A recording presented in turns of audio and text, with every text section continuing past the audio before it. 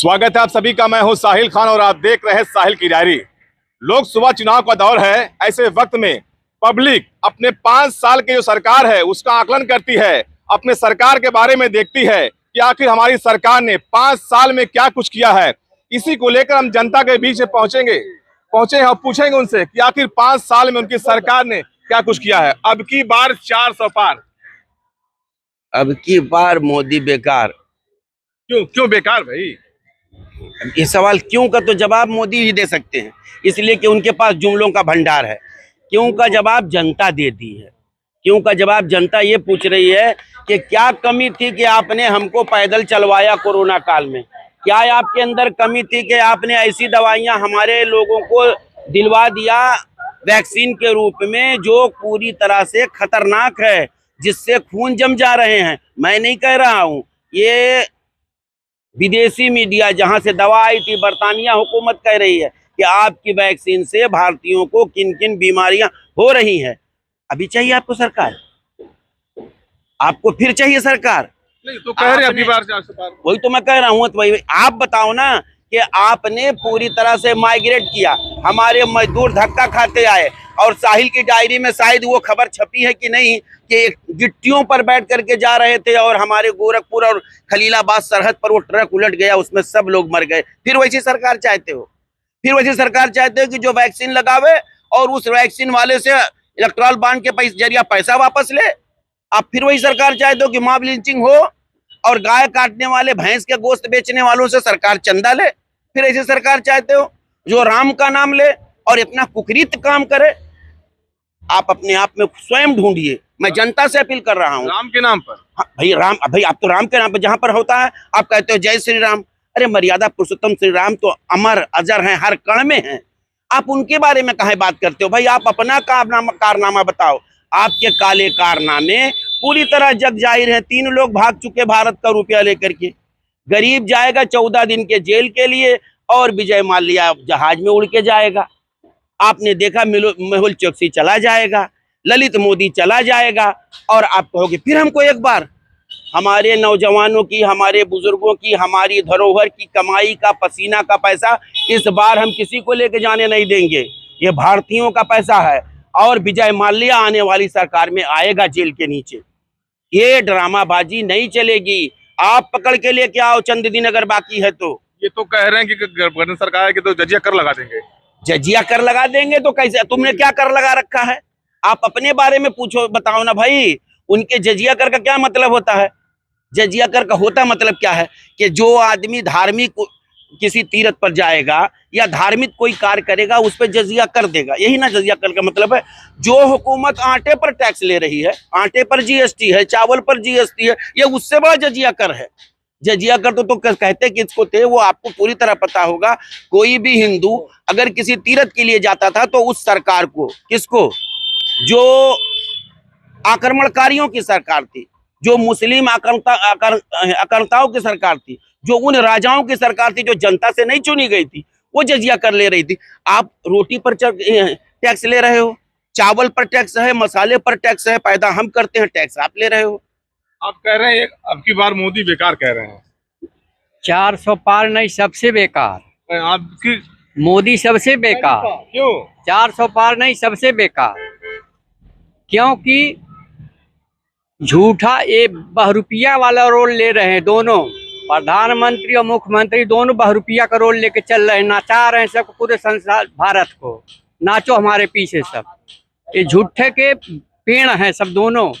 क्या कुछ किया नहीं क्या अभी तक? वो किए होते तो ऐसे सब पब्लिक बेरोजगार घूमती पब्लिक, नौजवान ये पेपर लीक हो रहा है, हर भर्ती हो रही पेपर लीक हो जा रही है। अरे सरकार तुम्हारी लीक कैसे हो जा रही है?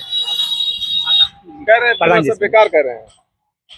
जैसे मोदी की गलती खाली नहीं है, सभी की गलतियां इसमें हैं। जब एकजुट होकर आप खुद नहीं बैठकर एक बार बात करेंगे तो कैसे काम चलेगा? आप लोग को बैठकर एक साथ में बैठकर जो भी बात करना है करना चाहिए।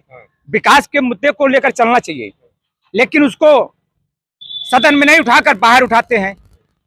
ये कौन सा तरीका सबका? किसको कह रहे हैं आप? सभी लोगों का है। जो भी विपक्ष में आता वही करता है।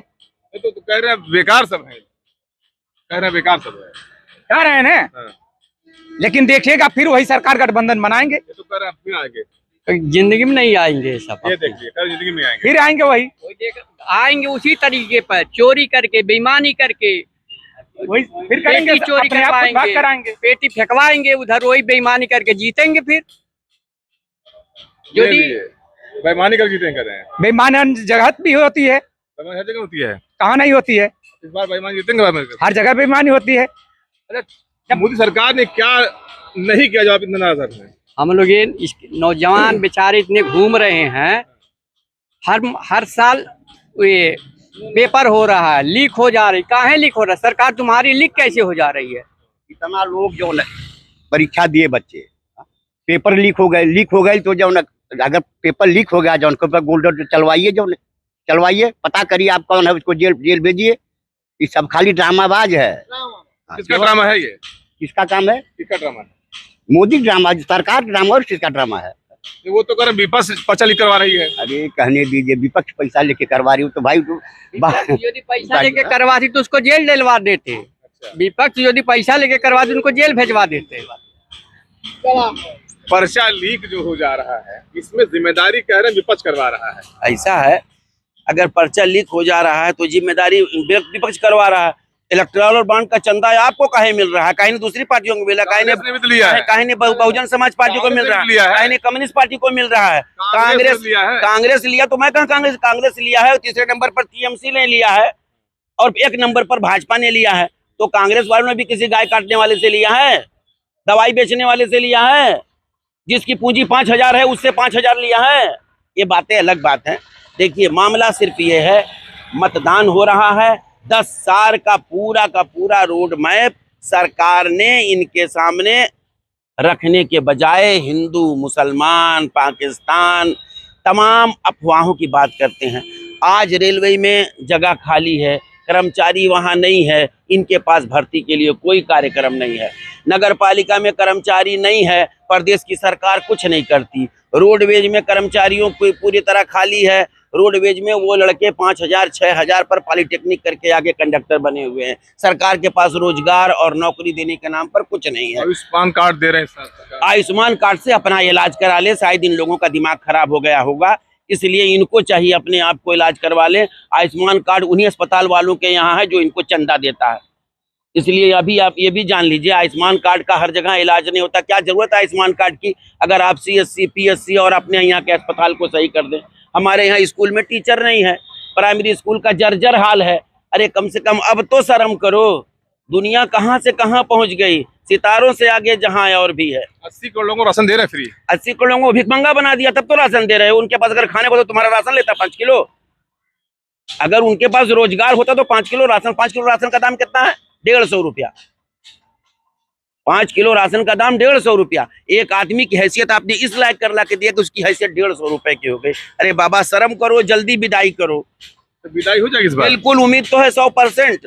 और सरकार जो आएगी वो भी अगर काम नहीं करेगी तो इससे भी बदतर उसकी विदाई करेंगे। इसलिए कि सरकार, ये हुकूमत जनता चलाती है। शाह जी आ रहे हैं, कितने शाह आएंगे और चोर चले जाएंगे, इसका कोई मतलब नहीं है। कहने के लिए सब कोई शाह है यहाँ, लेकिन उसके कारनामे जो है वो बहुत कुछ है। अब हम किसी का नाम लेना नहीं चाहते मौके पर, क्योंकि अब वक्त का आखिरी अय्याम है। क्या जिंदगी बीती उसके बूता में 10 साल से हुकूमत कर रहे हो। अब आखिरी वक्त में क्या बताओगे यूपी की जनता को, खलीलाबाद की जनता को? क्या अमित शाह आकर के चीनी मिल चलवा देंगे? क्या अमित शाह आकर के रेल की पटरियां बिछवा देंगे? क्या अमित शाह आकर के 1 घंटे में यहाँ पर अंडरपास बनवा देंगे? क्या अमित शाह आकर के यहाँ मेडिकल कॉलेज बनवा देंगे? क्या अमित शाह आकर के यहाँ के नौजवानों को रोजगार दे देंगे? क्या अमित शाह आकर के यहाँ पर इंडस्ट्रियल एरिया चलवा देंगे? ये सब बहावे की बात है।